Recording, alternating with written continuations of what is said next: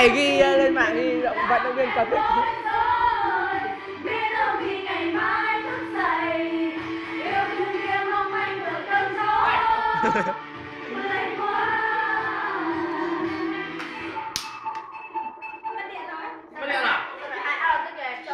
Ai sao?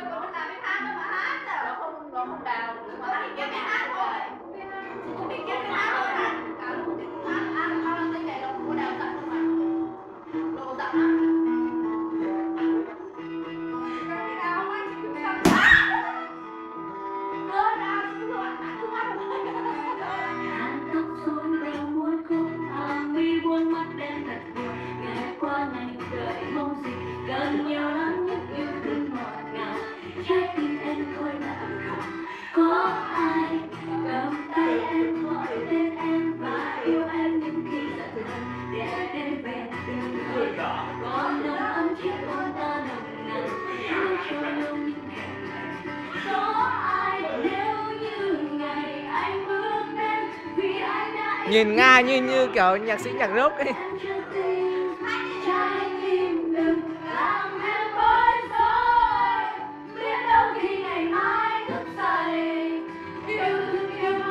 Mày chán hết nguyệt rồi.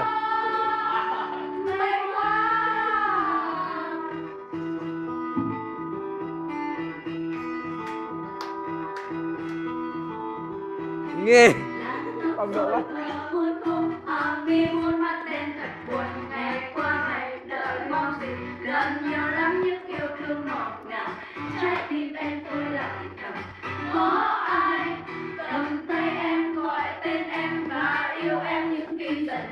Để đến về từng hơi thở, còn lòng ấm chiếc hôn ta lòng nào nói cho nhau những hẹn thề.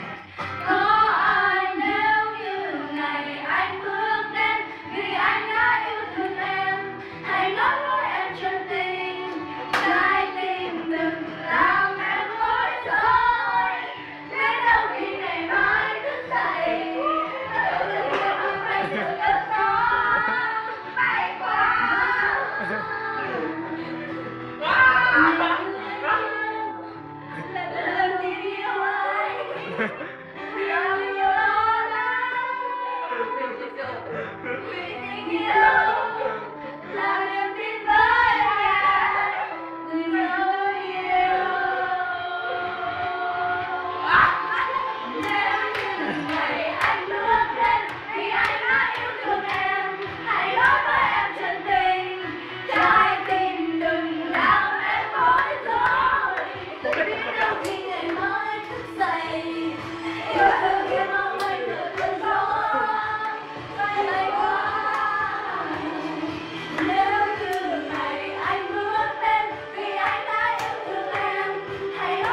Thế là còn bất trị hơn bài hôm nọ.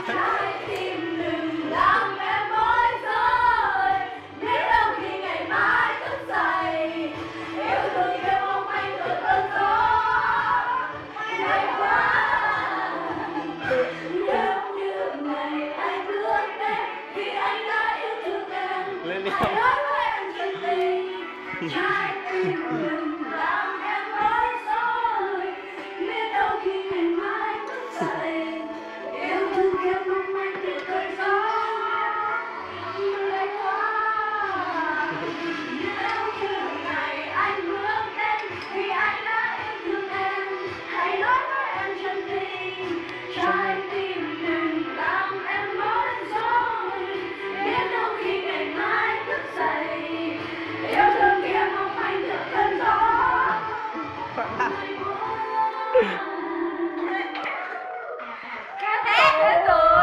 Hết rồi. Cười đi em.